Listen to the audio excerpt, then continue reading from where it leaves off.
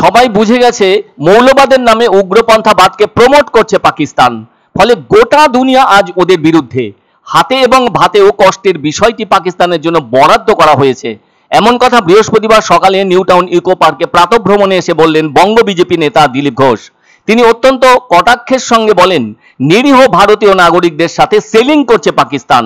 তিনি বলেন, পাকিস্তান তার জন্ম থেকেই নোংরা রাজনীতি করে আসছে। উগ্রতাবাদী হলো ওদের রাজনীতি, আর ভারতের পেছনে লেগে থাকা ওদের রাজনীতি। চিরদিনই ভারতীয় সীমান্তের কাছে থাকা ভারতীয় নাগরিকদের উপর সেলিং করা, তাদের কৃষির 12টা বাজিয়ে দেওয়া প্রভৃতি কাজ করে এসেছে পাকিস্তান। বর্তমানে ওখানে কাঁটা তাদের বেড়া দেওয়ায় এপাশে আসতে পারছে না বলে জানালেন দিলীপ ঘোষ। তিনি বলেন, পাকিস্তানের সেনারা ভারতীয় সেনাদের সাথে লড়াই করার কোনো দম দেখাতে পারবে না। তবে ভারত কোনোদিনই উগ্রপন্থীদের চিন্তাধারাকে মদদ দেয়নি। ফলে ভারত এবং মোদির পেছনে সবাই আছে।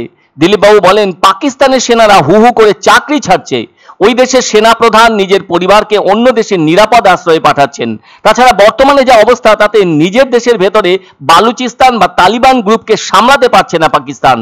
ফলে ওই সমস্ত খিটখালি কাজকর্ম করে ভারতকে ভয় দেখানোর চেষ্টা চালাচ্ছে পাকিস্তান বলে স্পষ্ট ভাষায় বললেন দিলীপ ঘোষ। এতে ওদের হিতে বিপরীত হবে। ওদিকে বাংলাদেশের আচরণও নিন্দনীয়। এ প্রসঙ্গে দিলীপবাবু বলেন, ওরা ভুলে গেছে 1971-এর ঘটনা। ভারতীয় সেনাদের বিরাট ও কঠিন ত্যাগ স্বীকারের জন্য পূর্ব পাকিস্তান নাম মুছে গিয়ে স্বাধীন বাংলাদেশ রাষ্ট্রের জন্ম লাভ করেছিল। তাদের মা বোনেদের সম্মান সেদিন বাঁচিয়েছিল ভারত। না হলে আজও এই 54 বছর ধরে ওরা পাকিস্তানের সেনাদের পায়ের তলায় থাকতো বলে জানালেন দিলীপ ঘোষ। তিনি প্রচন্ড ক্ষিপ্ত হয়ে বলেন, ইসলামের নামে সারা বিশ্বের কিছু দেশকে এক করার চেষ্টা করছে। সেজন্য বাংলাদেশ বা তুরস্ক এ ধরনের কথাবার্তা বলছে। এটাই একদিন ওদের কাছে কাল হবে। যদি ওরা ঠিক পথে চলতো, তাহলে কেউ না কেউ পাকিস্তানের পাশে দাঁড়াতো। সবাই বুঝে গেছে মৌলবাদের নামে উগ্রপন্থাবাদকে প্রমোট করছে পাকিস্তান। অন্যদিকে কেন্দ্রের পাশে আছি বলছেন বাংলার মুখ্যমন্ত্রী। এ প্রসঙ্গে বিজেপি নেতা দিলীপ ঘোষ জানান, এটা রাজনৈতিক মন্তব্য, আর উনি এটা ভালোভাবেই জানেন। এটা নিয়ে রাজনীতি করলে মানুষ একেবারে শুইয়ে দেবে এবং ধুয়ে দেবে। কমিউনিস্ট পার্টি কোনোদিনই পাকিস্তানের বিরুদ্ধে বলে না। আমরা 75 বছর ধরে এই জিনিস দেখে আসছি বলে মন্তব্য দিলীপের। কংগ্রেস বলবে না, ওদের নেতারা পাকিস্তানের পক্ষে বলবে। এবার তিনি বলেন, কংগ্রেসের বাই প্রোডাক্ট হলো তৃণমূল। আজ জনগণের সেন্টিমেন্টের চাপে মিউ মিউ করতে হচ্ছে। যদি হিম্মত থাকে তাহলে উগ্রপন্থাবাদের বিরুদ্ধে বলুন। মুখ্যমন্ত্রী উগ্রপন্থাবাদকে প্রমোট করছেন।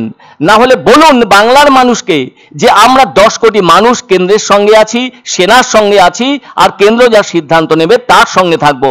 এক্ষুনি বলা উচিত ওনার। না হলে বুঝে নেব ডাল মে কুছ কালা হয়, বললেন বিজেপি নেতা দিলীপ ঘোষ। পাকিস্তানের সঙ্গে কেউ খাড়া হতো? কেউ দাঁড়ায়নি কেন? কারণ বুঝে গেছে এরা মৌলবাদী ইসলামের নামে টেরোরিজমকে প্রমোট করছে। তাই সারা দুনিয়া আজকে ওদের বিরুদ্ধে। তাদেরকে ভাতেও মারা হচ্ছে, তাদেরকে হাতেও মারা হচ্ছে।